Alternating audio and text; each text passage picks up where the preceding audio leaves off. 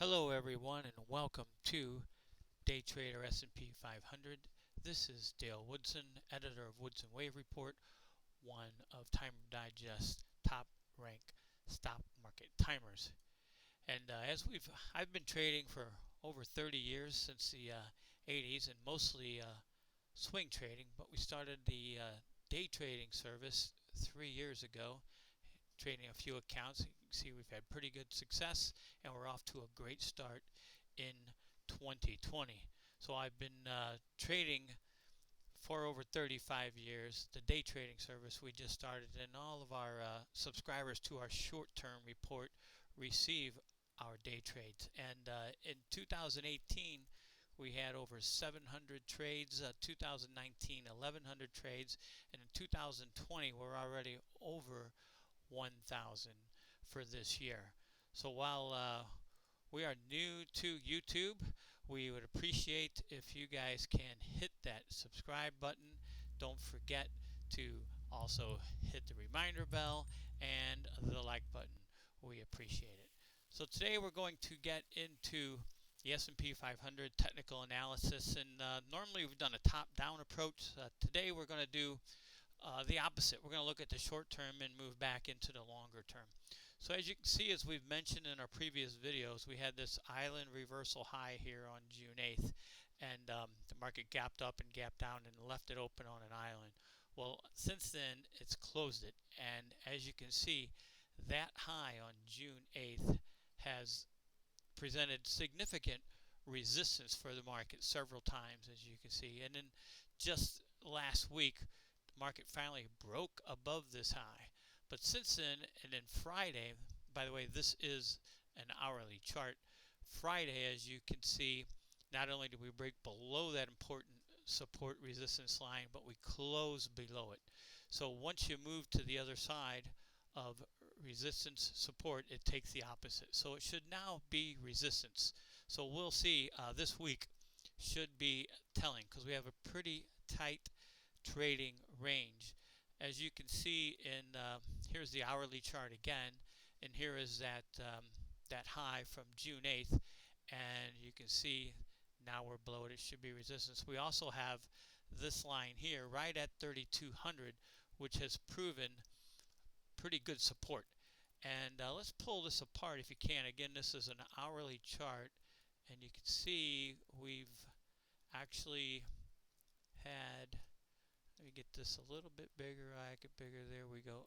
5 waves down, and well, we're in 4 of 5. We've had a 1, 2, and this is 3 extended here, and 4. So 5 should break below this 3,200. 4 could still go up and down, back and forth between the 3,200 and the 32, 33, or 37 resistance right there, that old high from June 8th. So this week should give us a real good signal if this line's going to hold or this line's going to hold. A break above means we're probably going to bust out of that high, a break below, and we're on the way down.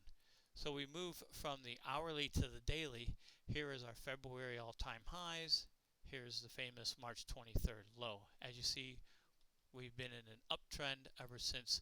But it's interesting here, since that June 15 low, the market looks like it's putting in an ending diagonal triangle where we get 3 waves up, 3 waves down, 3 waves up, 3 waves down, and 3 waves up. So we've got a 1, 2, 3, 4, 5 pattern here, and we're not above those highs, and we still have that big gap back here from February. But interesting, we close below that trend line. We will see again if that resistance or support becomes resistance on the longer term. And this gap still is open here from February, where it's I believe it's 33.37. If the market would close that gap, it'd almost be a cold stone short. We'll see what happens this week. We're hoping that the market will reveal itself one way or another this week. And if we look back at the longer term, now we're looking at a weekly chart. Here is the February all-time highs. This is the first wave down, and as you can see, every one of these 5 weeks is a red bar with significant gaps. They've all been closed but this one. So this would be the second wave up. Should not go higher than the first wave high from the February 19th high of 33.93. So if we can do our Fibonacci extension here, and the number will have changed because we made a new high for wave 2 up here. We have a new wave 3 down target of 2078. That's where wave 3 down will equal wave 1. If we get a Fibonacci 1618, we're looking at 1335. And I got to note again that you can see this first wave down was sharp and swift.